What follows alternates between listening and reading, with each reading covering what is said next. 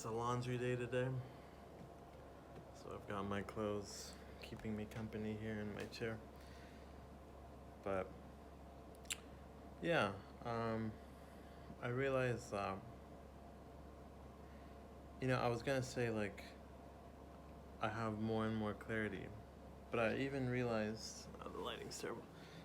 I even realized that the very act of me saying I feel like I have more clarity as I make videos is kind of like part of the problem, or a symptom of the same fear, which is I'm afraid of like failing and like judgment and like not having direction and like not figuring shit out.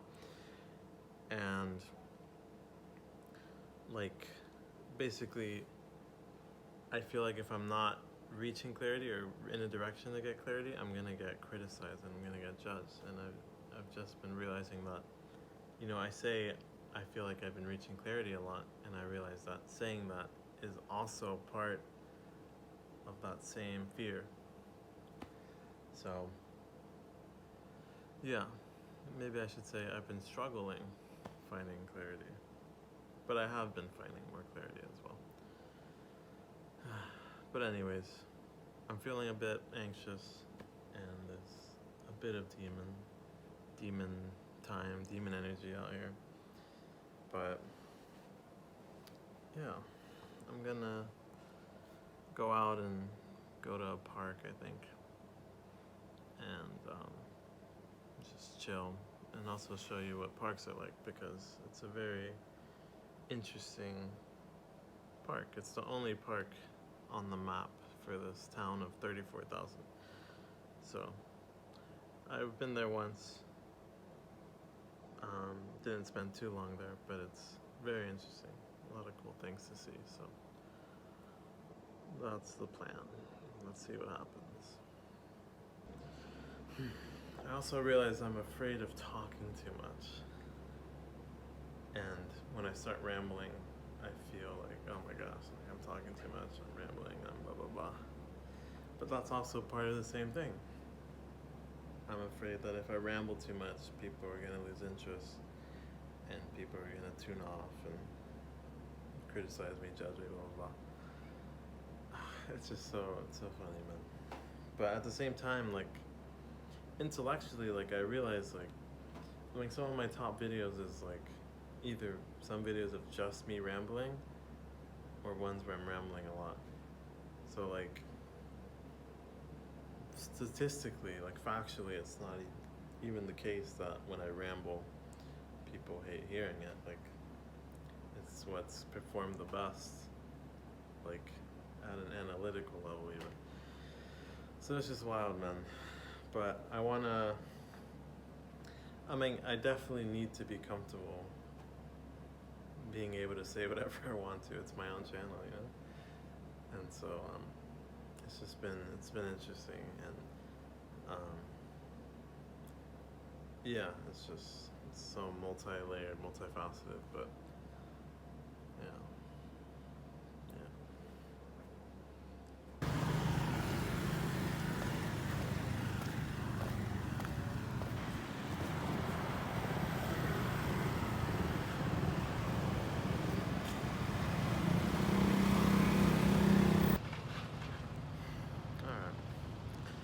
Certainly still feeling some level of anxiety to pull out the stick, pull out the vlog stick, and attract so much attention. But it's inevitable, and it's hard, but it's something that I definitely want to get over, and I want to be honest about my journey getting over it. You're here early when I'm still no good. But it doesn't matter. It doesn't matter. Good, bad, what does it all mean?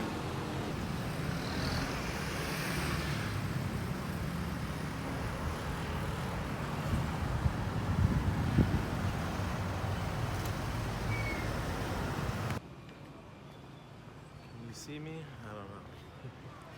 But it's okay. One of the interesting things I've had to navigate while vlogging is trying to figure out the balance between filming and not filming.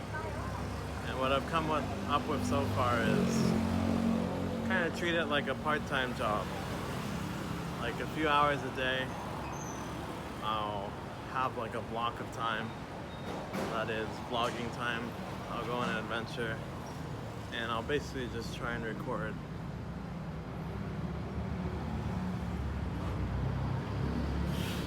I'll try and record most everything that I want to. I mean, I'll keep it natural. Just record what I want to, talk about what I want to, like just go on a little walk, a little adventure. And then otherwise, it just will be not vlog time.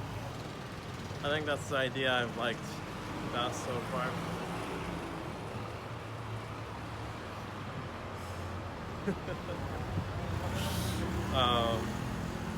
Because it's definitely one thing I realized, it's definitely not good to be terminally recording, like always.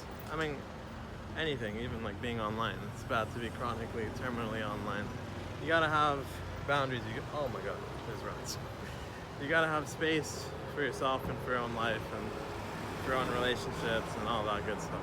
So definitely not trying to record too much. And a perfect testament to that is my experience yesterday. Because yesterday I recorded a bit, but then I was done. And I had one of probably my favorite memories like ever so far. One of my favorites, just traveling. And me and my girlfriend, we went to this Outlook, and then we walked down this ramp. There was a dog sitting there. We're very anxious of dogs these days because of sometimes they're very aggressive. But we walked down the ramp. We eventually befriend this dog, and we're hanging out with him. It's late at night, and it's late in the day, and it's becoming nighttime. The sun's going down, and that's when dogs are most cuckoo, most aggressive, most hostile. And so I was tripping more than her, but we were really worried. But we eventually decided to just make the walk and head down to the beach nearby. And there was this little town with like a lot of street food, a lot of street markets. So we hit it up, and we get a whole lot of different things: chicken skewers, fish curry balls, juices, all these things. And there was a guy who spoke a good level of English, and it turns out he had worked for 17 years on an island in Thailand where he encountered a lot of foreigners, made some foreigner friends, and practiced his English. He has pretty good English. And we ended up just like chatting to him for like 2 hours. But it got really late at night, and we were warned by our taxi driver on the way there that it would be hard to get a taxi back. But we thought we'd be okay. But there ended up being no taxis, nothing. So we were really worried, but we asked the guy like, oh, what do you suggest? Like, what are our options? He was like, like, we'll take you back. Like, no, I'll take you back, no problem. Like, he points to a motorcycle with like a steel frame attachment thing with like a bench and another wheel. And I was worried because I'm a heavy guy. It was me, my girlfriend, and him. He also had his daughter working at the stand with him. But basically, afterwards, after we're done talking, they close up shop. He offers to give us a ride. And like, I'm kind of tripping because it's me, my girlfriend, and him. And then his daughter hops on as well. When we're about to leave, we're like saying bye. We're like, oh, see you later, blah, blah. And then she hops on, and we're like, oh my gosh, 4 people? Like, that's a lot. Like, this is a little intense. But then her other sister, who had come out just a few minutes before, hopped on as well, and it became this whole thing. We were going on a little journey. And yeah, and so we went on a motorcycle ride for like 30 minutes. All of us on one motorcycle with a cart on it. But it worked, and it was remarkable, and I mean, it was amazing. And my point is, I didn't record any of it. I didn't try to record any of it. I stuck to just photos.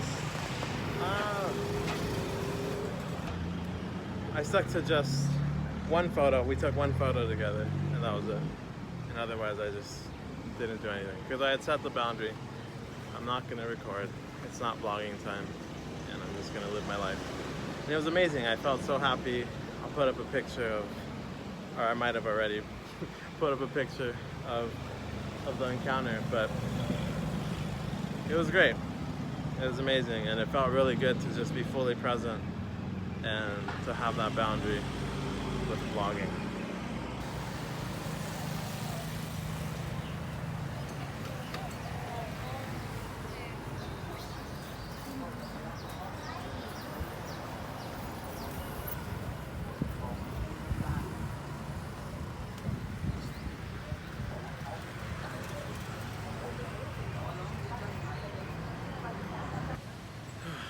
But yeah, I'm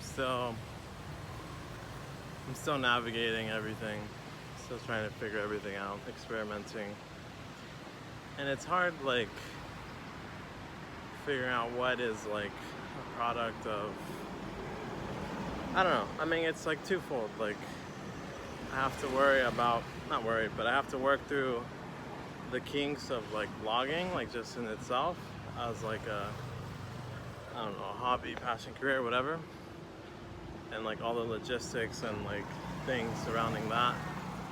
But then it's like I also have to navigate all the personal stuff and how like my personal anxieties and insecurities and fears and stuff play into my ability to vlog. And so yeah, but I don't know, it's been interesting, to say the least.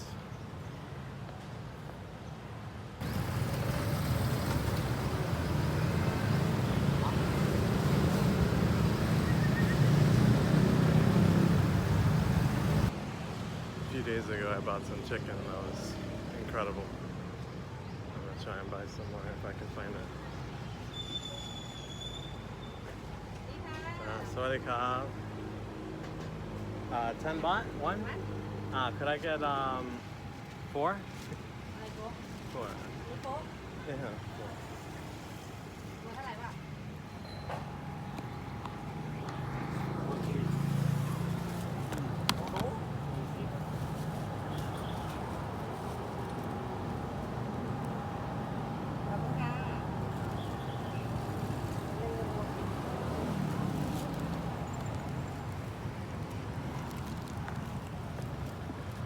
Alright, nice little foot shot. I'm a true pioneer. Nice little shot of the piggies, the little dogs for my boys out there. Oh man. I'm having fun. He'll let me have fun.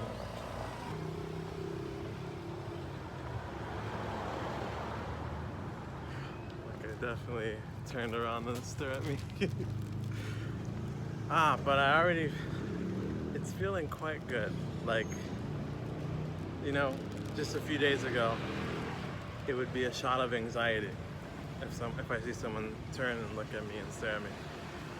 But now, like, it's just funny. It's just funny.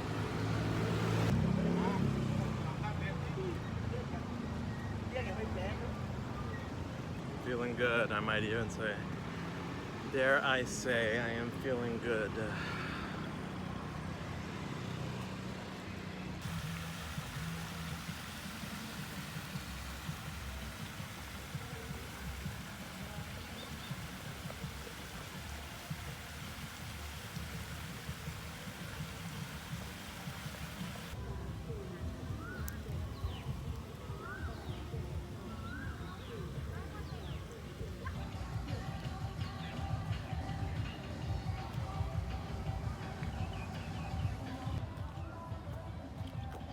Certainly winning the battle today. But beating demons and becoming a successful vlogger is no battle. It's a war.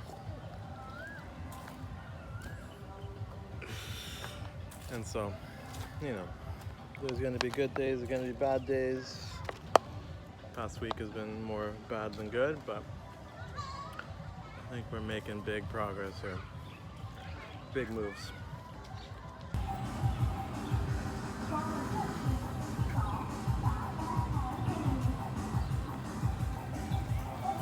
Oh my god. Oh my god. Jesus Christ.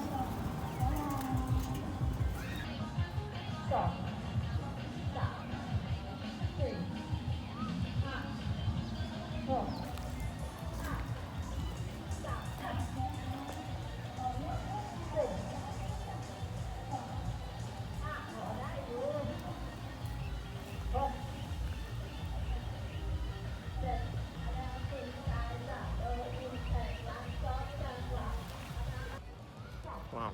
So that sign says that from 8 to 5 p.m. is the time to light firecrackers in this little building right here. Not sure what they signify, but if I had to guess, probably good luck or something.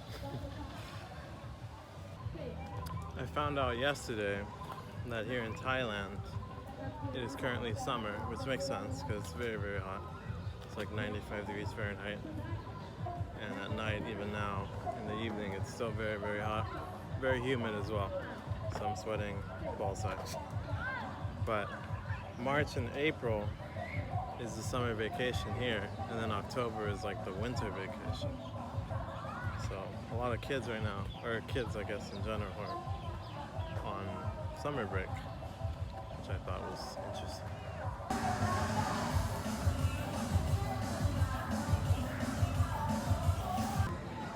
They also seem to have the equivalent of the Chinese plaza dancing, ayis, the aunties, dancing in the plazas of the evening. But here in Thailand, the music is way more like upbeat and like fast.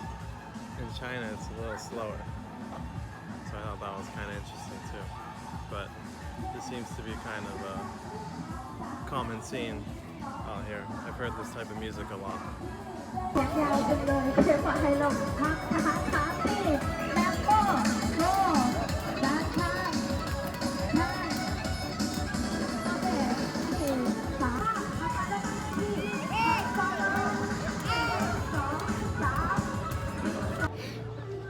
They also seem to have a game similar to, I think in China it's called Genza.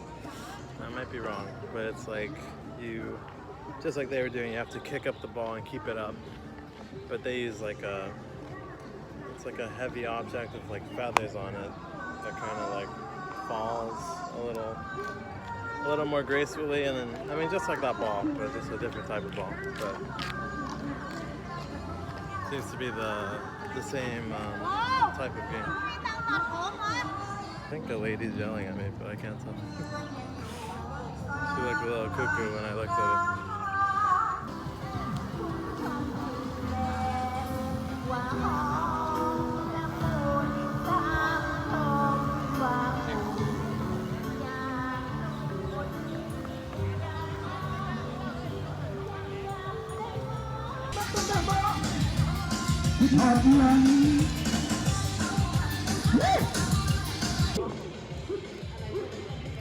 That instructor is so freaking hyped. He almost got me to jump in there and start dancing, holy moly.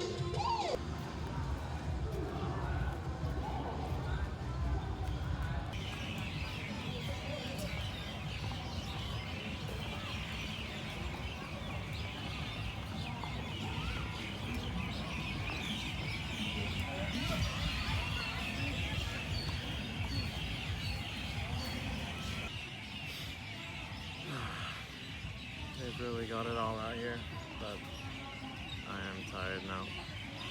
I think I'm done filming for the day. Thanks for watching as usual, and take care.